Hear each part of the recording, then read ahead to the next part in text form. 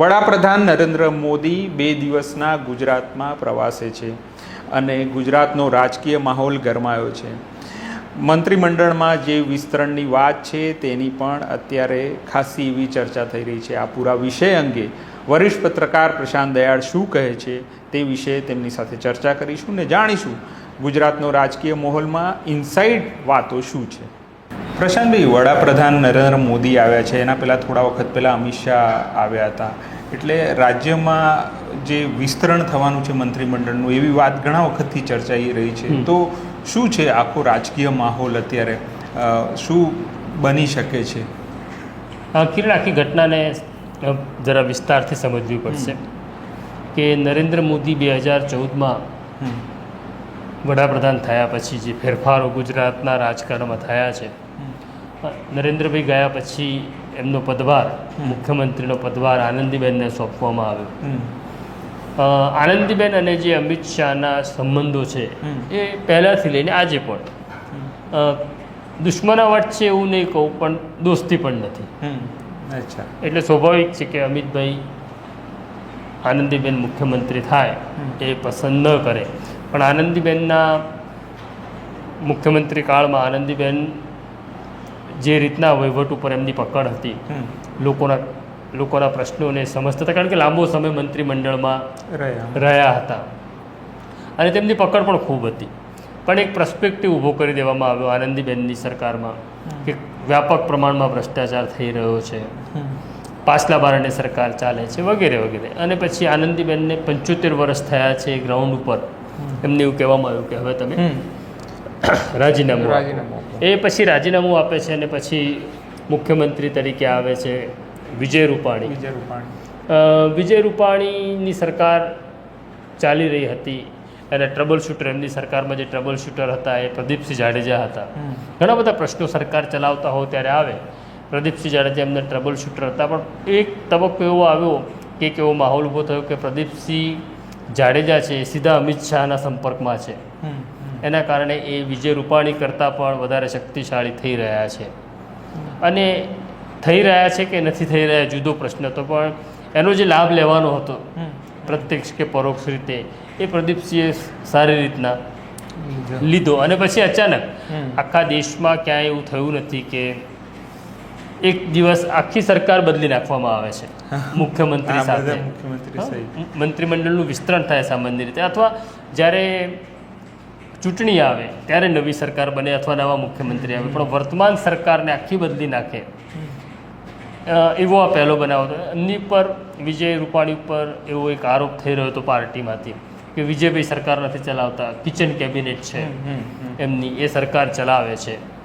અને એના કારણે પછી એમની સરકાર પણ ગઈ અને ભૂપેન્દ્રભાઈ પટેલ, જે નામ કોઈએ વિચાર્યું નહોતું, મને એવું લાગે છે કે જ્યારે ભૂપેન્દ્રભાઈની જાહેરાત થવાની હશે એના 72 કે 48 કલાક પહેલાં તો ભૂપેન્દ્રભાઈને પણ નહીં ખબર હોય કે હું મુખ્યમંત્રી થવાનો છું.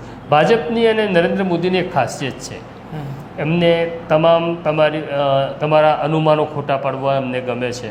તમે જે વિચારતા હોય એના કરતાં જુદું અનપેક્ષિત કરવું એમને ગમે છે. એટલે ભૂપેન્દ્ર પટેલની સરકાર નવી આવી, ભૂપેન્દ્રભાઈ મુખ્યમંત્રી થયા અને આ ભૂપેન્દ્રભાઈ બીજી વખત હવે મુખ્યમંત્રી એમની સરકાર ચાલી રહી છે.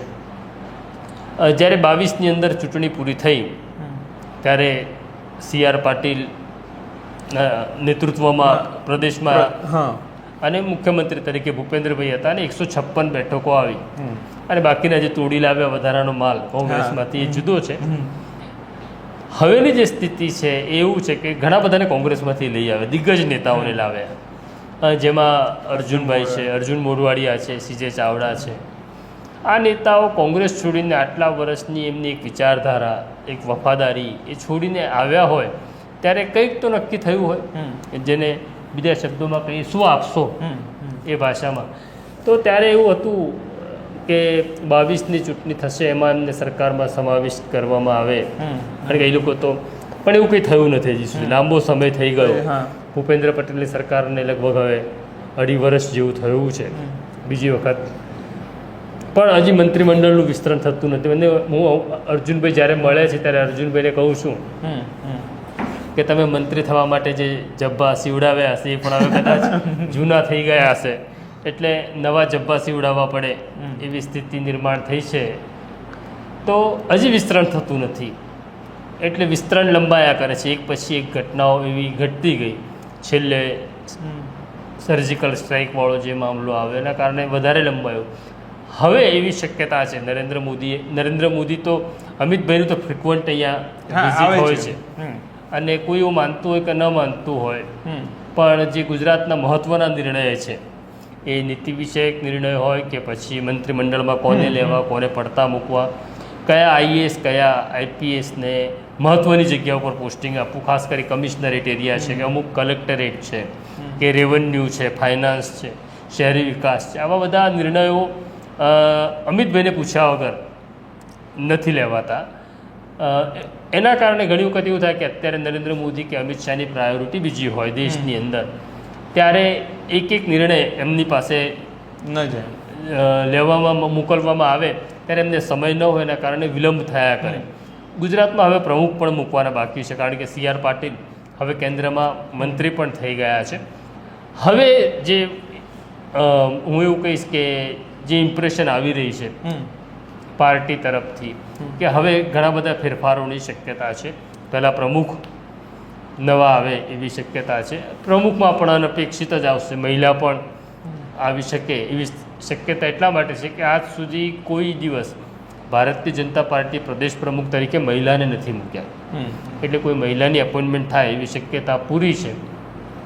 એની સાથે હવે વાત કરી મંત્રીમંડળનું વિસ્તરણની વાત છે. તો મંત્રીમંડળનું વિસ્તરણ જ્યારનો વિચાર ચાલી રહ્યો છે ત્યારે એક બીજી ઘટના પણ પેરેલલ થઈ રહી છે. પેરેલલ ઘટના કેટલી ઘટના સૂચક હોય, તો એક નવા અધિકારી CMOમાં આવ્યા છે, જેમનું નામ છે વિક્રાંત પાંડે. વિક્રાંત પાંડે એ અમદાવાદના કલેક્ટર હતા ત્યારે એક વિવાદ એવો ઊભો થયો હતો કે તેમણે એક એવી ફાઇલની ક્લિયરન્સ આપ્યું જેને અમિતભાઈ પસંદ નહોતા કરતા. વાત એવી છે, આનો કોઈ આધાર નથી, કે રમણ અને દશરથ જે પોપ્યુલર બિલ્ડરના માલિકો છે એમણે સોરાબુદ્દીન કેસમાં અમિત શાહ વિરુદ્ધ જુબાની આપી હતી. ઓકે. અને એ CBIના એક મોહરા બની ગયા હતા, અને જેના કારણે અમિતભાઈને કે પછી અભય ચુડાસમાને, અજય પટેલને આરોપી બનાવવામાં આવ્યા હતા. તો એ આખો જે જૂનો ઝઘડો અથવા ગ્રજગ્રાહ હતો એ હોવા છતાં વિક્રાંત પાંડેએ એ ફાઇલ ક્લિયર કરવાની ગુસ્તાખી કરી. તેને એવું કહેવાય છે કે વિજય રૂપાણીની કિચન કેબિનેટની સૂચનાથી એમણે કર્યું હતું. પછી એમને દિલ્હીમાં મૂકી દેવામાં આવે છે રેસિડેન્ટ કમિશનર તરીકે.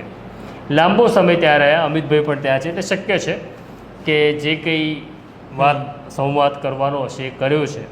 અને હવે એમને પાછા ગુજરાત લાવે એટલું જ નહીં, એમને મુખ્યમંત્રીના કાર્યાલયમાં મૂક્યા બહુ સૂચક ઘટના છે. અચ્છા. એક એવી ઇમ્પ્રેશન છે. બીજો એક પક્ષ પણ આપણે જોવા જેવો છે. એક મોટો વર્ગ એવું માને છે કે દાદા બહુ નિખાલસ છે, દાદાનો જે હસતો ચહેરો છે મૃદુલ છે. મક્કમતા તો ખબર નથી, કારણ કે મક્કમતા દેખાય તો ઘણા બધા કામ લોકોના બહુ ઝડપથી થયા હોય, પણ એવું બહુ ઝડપ નથી સરકારની. હું કાયમ એવું કહું છું કે સરકાર હોવી અને સરકાર હોવાનો અહેસાસ થવો એ બહુ અલગ વસ્તુઓ છે. તો ઘણી બધી ઘટના એવી દેખાય છે કે એમની મક્કમતા નથી દેખાતી, મૃદુતા ચોક્કસ દેખાય છે. પણ એક આરોપ એવો લાગી રહ્યો છે કે એમની એક તો વહીવટ ઉપર પકડ નથી, અને એના કારણે જેને લાભ લેવાનો છે સરકારનો એ ખૂબ પ્રમાણમાં એનો લાભ લઈ રહ્યા છે, જે ભૂપેન્દ્રભાઈની આસપાસના લોકો છે. અને એવું પણ એક પર્સપેક્ટિવ ઊભો થયો છે, સાચો કે ખોટો ખબર નહીં, કે ભૂપેન્દ્રભાઈની સરકારમાં જે પાટીદાર બિલ્ડરો છે એની ખૂબ સંભાળ લેવામાં આવે છે, એમના કામ બહુ ઝડપથી થઈ રહ્યા છે. તો ઘણી બધી વસ્તુ અહીંથી દિલ્હી જતી હોય, કે બધા જ અહીંયા ભૂપેન્દ્રભાઈના પ્રેમી હોય એવું તો ન હોય ને. ભૂપેન્દ્રભાઈના પણ દુશ્મન હોય, ભૂપેન્દ્રભાઈને પસંદ નહીં કરનારા પણ લોકો હોય, સામેની છાવણીના પણ લોકો હોય. એ ફીડબેક અમિતભાઈ કે નરેન્દ્ર મોદી સુધી પહોંચી રહ્યો હતો. અત્યારે સુધી જ વિક્રાંત પાંડેને તમે આખી આ ટીમમાંથી કાઢી નાખો તો અત્યાર સુધી જે મુખ્યમંત્રી ભૂપેન્દ્ર પટેલની CM ઓફિસમાં ટીમ હતી, જેમાં કી રોલ જેનો છે એ અવંતિકા સિંહ છે. અચ્છા. જેને હવે પ્રિન્સિપાલ સેક્રેટરી તરીકે બઢતી મળી છે. અવંતિકા સિંહ એ બહુ મહત્ત્વના અધિકારી છે ગુજરાતમાં અત્યારે. એક એવો આરોપ થઈ રહ્યો છે અથવા એક એવું અનુમાન થઈ રહ્યું છે કે મુખ્યમંત્રી જ્યારે ઔડાના ચેરમેન હતા ભૂપેન્દ્રભાઈ, ત્યારે પણ અવંતિકા સિંહ ઔડામાં હતા. ત્યાં એક ગૌડ નામના અધિકારી હતા, એ પણ હતા. એ આખી ટીમ એમણે સીએમ ઓફિસમાં લઈ લીધી. અને પણ સ્વાભાવિક છે કે સીએમ જ્યારે પોતાની ટીમ બનાવતા હોય ત્યારે પોતાના વિશ્વાસુ લોકોને એમાં સ્થાન આપતા હોય કે જેની ઉપર એ ભરોસો કરી શકે. એટલે બહુ સ્વાભાવિક હતું કે અવંતિકા સિંહ છે કે શ્રીમાન ગૌડ છે એવા બીજા અધિકારીઓને એમણે લીધા. પણ જ્યારે એક વાત એવી આવે છે કે જ્યારે કોઈ ઘટના વિશે વાત દિલ્હી પહોંચે છે અને સીએમનો કે સીએમ ઓફિસનો ખુલાસો પૂછવામાં આવે છે, ત્યારે સીએમ પોતાની નીચેના કોઈ અધિકારી પર જવાબદારી ઢોળી દે છે. એટલે અગાઉ એમના જે ખાસ એમની ટીમમાં હતા ધ્રુમિલ પટેલ, એમનો એક ભોગ લેવાઈ ગયો. બરાબર છે. એ કયા કારણથી શું હતું એની આપણે આખી વાતની ચર્ચા પણ નથી કરવી, પણ એ ધ્રુમિલ પટેલે કર્યું છે એવું કહીને ધ્રુમિલ પટેલ ઉપર દોષનો ટોપલો ઢોળાઈ દેવામાં આવ્યો ને એમને ખસેડવામાં આવે. હમણાં તાજેતરમાં જ એક એમના ખાસ એવા અંગત સચિવ તરીકે કામ કરતા હતા નીલને પણ ખસેડી દેવામાં આવ્યા. અને આ સમયે જ્યારે વિક્રાંત પાંડેની એન્ટ્રી થાય છે સીએમ ઓફિસમાં, તો એવું અનુમાન અધિકારીઓ લગાવી રહ્યા છે કે હવે દિલ્હીમાં બેઠેલા નરેન્દ્રભાઈ કે અમિત શાહ એ એવા એક અધિકારીને મૂકવા માગે છે કે જેના કારણે એમને સાચી ઇન્ફોર્મેશન, ચોક્કસ ઇન્ફોર્મેશન દિલ્હી સુધી મળે. જો આ તર્ક સાચો હોય, વિક્રાંત પાંડેને એટલે જ મૂકવામાં આવ્યા હોય અમિત શાહના કે નરેન્દ્ર મોદીના પ્રતિનિધિ તરીકે, તો પછી ભૂપેન્દ્રભાઈ માટે આ સ્થિતિ સારી નથી. અત્યાર સુધી એવું હતું કે કૈલાસનાથન અહીંયા હતા, જેમને હવે ગવર્નર બનાવી દીધા છે. એ સુપર સીએમ જ હતા. મોટાભાગના નિર્ણય કે કૈલાસનાથન લેતા હતા, કારણ કે એમનું જે કેમેસ્ટ્રી છે અમિત શાહ કે નરેન્દ્ર મોદી સાથે બહુ સારી હતી, એટલે સમજી શકતા હતા. પણ હવે કૈલાસનાથન નથી. એ સ્થિતિમાં વિક્રાંત પાંડેનું આવવું અને જો પેલા તર્ક સાચા હોય તો પછી ભૂપેન્દ્રભાઈ માટે સ્થિતિ થોડી સારી ન કહેવાય. હવે મંત્રીમંડળનું વિસ્તરણ થાય તો સવાલ પાછો પેલો આવે કે ખાલી મંત્રીમંડળનું વિસ્તરણ થાય છે કે પછી મુખ્યમંત્રી સહિત બધા જ બદલાય છે. એ બહુ અગત્યનો મુદ્દો થઈ રહ્યો છે. અત્યારે કોઈ માને કે ન માને, કોઈ પાર્ટી સ્વીકારે કે ન સ્વીકારે, પણ સરકાર અને પક્ષ બે ભાગમાં વહેંચાયેલા છે. એક તરફ CR પાટીલ છે. CR પાટીલનો જે સ્વભાવ છે ડોમિનેટિંગ સ્વભાવ છે, કોઈના ઉપર હાવી થઈ જવાનો સ્વભાવ છે. એટલે જ્યારે વિજય રૂપાણી સીએમ હતા ત્યારે એવો આરોપ થતો હતો, ને હવે ફરી પાછો થઈ રહ્યો છે કે CR સરકાર ઉપર હાવી થવાનો પ્રયત્ન કરે છે, સરકાર એ ચલાવે છે. એટલે હવે CRનો સમય પૂરો થયો છે, CR તો જશે તો પ્રમુખ કોણ થશે? તો CR ચોક્કસ પ્રયત્ન કરશે કે પક્ષ ઉપરથી પોતાની પકડ ન જાય, માટે પોતાના કોઈ વ્યક્તિને એ ત્યાં મૂકે. તો પ્રમુખ કોણ થાય, અને જો મંત્રીમંડળના વિસ્તરણમાં મુખ્યમંત્રી બદલવાના થાય તો કોણ થાય, એ અત્યારે પાર્ટીમાં બહુ ચર્ચા ચાલી રહી છે. એટલે જે નવા ચહેરાઓ તો ઉમેરા છે, માની લો કે જેમને મંત્રી થવાની બહુ ઈચ્છા હતી, પ્રયત્ન હતા, એવા બહુ બધા લોકો છે. હાર્દિક પટેલ છે, અલ્પેશ ઠાકોર છે, CJ ચાવડા છે, અર્જુન મોઢવાડિયા છે, બહુ બધા છે. એમાંથી કોણ મંત્રી થશે એ કહેવું મુશ્કેલ છે અત્યારે, કારણ કે તાકાત જોઈને મંત્રીમંડળમાં લેવામાં આવે છે. કોઈ પણ પોલિટિકલ પાર્ટી એ જ જોતી હોય છે. પણ મુખ્યમંત્રી બદલાય એટલે હવે બે ઘટનાઓ આવી છે. એક તો 19 તારીખે વિસાવદર અને કડીની ચૂંટણી છે, એટલે મને એવું લાગે છે કે 19મી પહેલાં તો કંઈ ઘટના ન ઘટે. અને બીજું 27મી તારીખે રથયાત્રા છે. રથયાત્રામાં એક અગત્યની વિધિ હોય છે જેને પહિંદ વિધિ કહેવામાં આવે છે, કે જે મુખ્યમંત્રી હોય એ ભગવાન જગન્નાથના રથની આગળ સોનાની સાવરણીથી રસ્તો સાફ કરે છે, ને પહિંદ વિધિ કહેવામાં આવે છે. તો હવે ભગવાન જગન્નાથને ખબર કે પહિંદ વિધિ ભૂપેન્દ્રભાઈ કરશે કે પછી કોઈ નવા મુખ્યમંત્રી કરશે. પણ પ્રશાંતભાઈ, એક વાત એ અગત્યની પૂછવી કે સરપ્રાઇઝિંગ ફેક્ટર જે છે એ હંમેશા મોદી ને શાહ એવું કે સરપ્રાઇઝ આપે કોઈ નવા નેતાને લાવીને, પણ હવે એ ત્રણ સમજો કે આનંદીબેન તો આપણે એક્સપેક્ટેડ હતા, પણ વિજય રૂપાણી ને ભૂપેન્દ્રભાઈ એ સરપ્રાઇઝિંગ હશે. પણ હવે સરપ્રાઇઝિંગ લાવે તો એ લોકોને તો એવું ખબર જ છે કે ભાઈ અમારા માટે કોઈ સ્થિતિ નથી બદલાતી. નહીં, લોકો માટે તો સ્થિતિ નથી બદલાતી, લોકો માટે તો કોઈ પણ હોય બધું સરખું જ રહે છે. પણ છતાં જે લોકો સરકારમાં છે અથવા જેમને સરકાર ચલાવી છે, આપણે વાત કરીએ છીએ નરેન્દ્ર મોદી કે અમિત શાહ, એમને એવું તો હોય ને કે સરકાર ઉપર તમારી પકડ હોય, કોઈ દિવસ કોઈ અધિકારી હાવી થઈ જાય સ્થિતિ ઉપર, એવું તો કોઈ પોલિટિકલ પાર્ટી કે પોલિટિકલ લીડર પસંદ ન કરે. લોકોની સ્થિતિ નહીં બદલાય, પણ હવે કોણ આવે છે બહુ અગત્યનું છે. હું નરેન્દ્ર મોદી આવ્યા એના વિઝ્યુઅલ પણ જોઈ રહ્યો હતો, એમાં એક સૂચક ઘટના મને તસવીરમાં લાગે છે, આ તો મારું અનુમાન છે, આપણે વિચારીએ એને કરતાં નરેન્દ્રભાઈ તો જુદી રીતના જ વિચારતા હોય. ઓબ્વિયસલી નરેન્દ્ર મોદી અને હર્ષ સંઘવી એ બે જે એરપોર્ટ ઉપર જે એમની બોડી લેંગ્વેજ હતી એ મને થોડીક એટલે હર્ષ સંઘવીની ફેવરની લાગી રહી હતી. એટલે શક્ય છે કે હર્ષ સંઘવીને કોઈ મહત્ત્વની જવાબદારી, વધુ જવાબદારી સોંપવામાં આવે, કારણ કે અત્યારે સરકારના ટ્રબલ શૂટર તરીકે હર્ષ સંઘવીની ભૂમિકા બહુ મહત્ત્વની છે. ઓકે. અને બીજું એક જે અગત્યનું છે કે ભાઈ આપણું ગુજરાત મોડેલ સ્ટેટ છે, જે મોડેલ સ્ટેટ કહીને દિલ્હીમાં બહુ બધી વાતો થઈ, પણ હવે છેલ્લે ઘણા વખત કાયદો વ્યવસ્થા હોય કે કેટલીક હરણીકાંડ, મોરબી, આ બધી ઘટનાઓ બની, તો એ મોડેલ સ્ટેટનું ટેગ છે ને એ થોડું ઘસાઈ ગયું એવું લાગે. એ વાત સાચી છે કિરણ, કે એવી ઘટનાઓ, આ તો દુર્ઘટનાઓનું રાજ્ય થતું જાય છે. મોરબીની ઘટના થાય છે, TRP કાંડ થાય છે, ડીસામાં થાય છે, હરણીમાં થાય છે, આપણે સુરતની અંદર તક્ષશિલામાં થાય છે.